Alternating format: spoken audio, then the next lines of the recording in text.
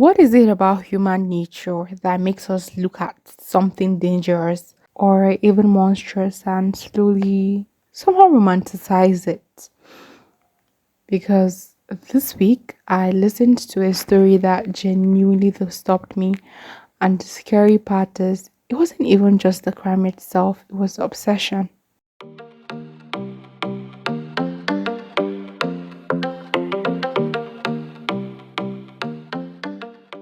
Hi guys, welcome back to Green Out Loud. It's such an honor and pleasure to have you on here with me again. Thank you for tuning in. Thank you for pressing play. Thank you for being here. Honestly, this week has felt mentally loud for me. Like, I've been so busy, I've been stressed, I've been trying to stay sane. And somewhere in the middle of all that chaos, I ended up listening to this true crime episode that's completely stayed in my head. So basically, it was about these two teenage girls who became obsessed with a school's shooter. Like, not just interested in the case, like, actually obsessed. They idolized him, they talked about him constantly, and eventually, they became fixated on another classmate because he physically resembled the killer. And the main reason for this is they were trying to resurrect the school shooter. And the more the episode continued, the more detached from reality they sounded.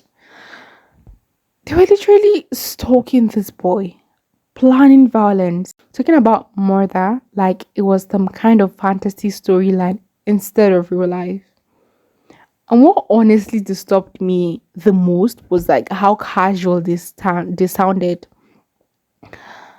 At one point, after getting caught, they were talking about their appearance, talking about their outfits, talking about their hair, talking about if their mug shots are going to look good or not. And I think that's the part that stayed with me.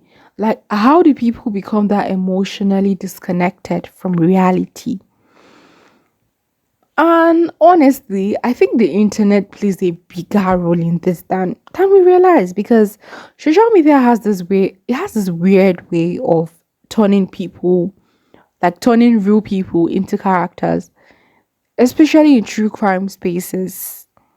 And don't get me wrong, I listen to true crime a lot. Like, I think I can say I listen to true crime like 247.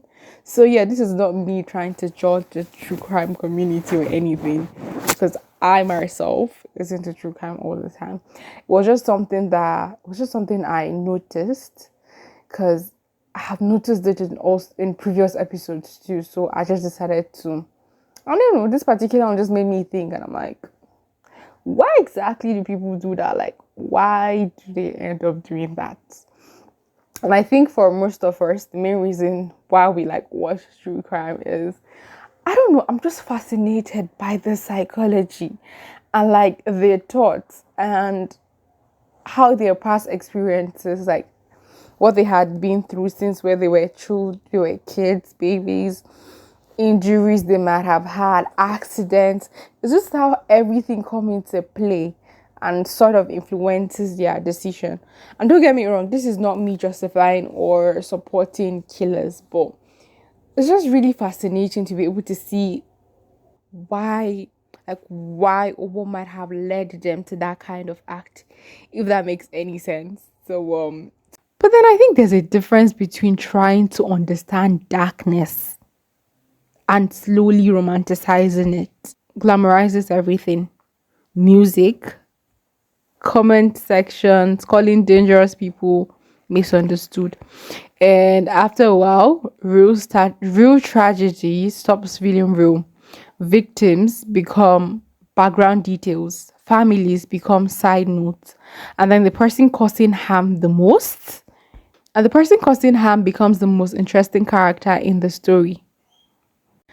That's why I really respect creators that take their time to like really go into depth on the victims, talk about who they were, what their dreams were, what their ambitions were, and just really realizing that it could have been anyone, like it could have been anyone literally. So yeah, I really do appreciate that. And honestly, I think social media just keeps making that line thinner every single day. I don't think people realize how much constant exposure to violence online can slowly distort empathy. And maybe that's why this story unsettled me so much, because it didn't just feel like a true crime story. It felt like watching people slowly lose touch with reality in real time. But yeah, that's what has been sitting in my head this week. Have you guys noticed this kind of romanticization online too? Or do you think people are naturally drawn to darkness? Drop a comment because I genuinely want to hear your thoughts. And I'll see you in the next episode. Bye. This is Green Out Loud.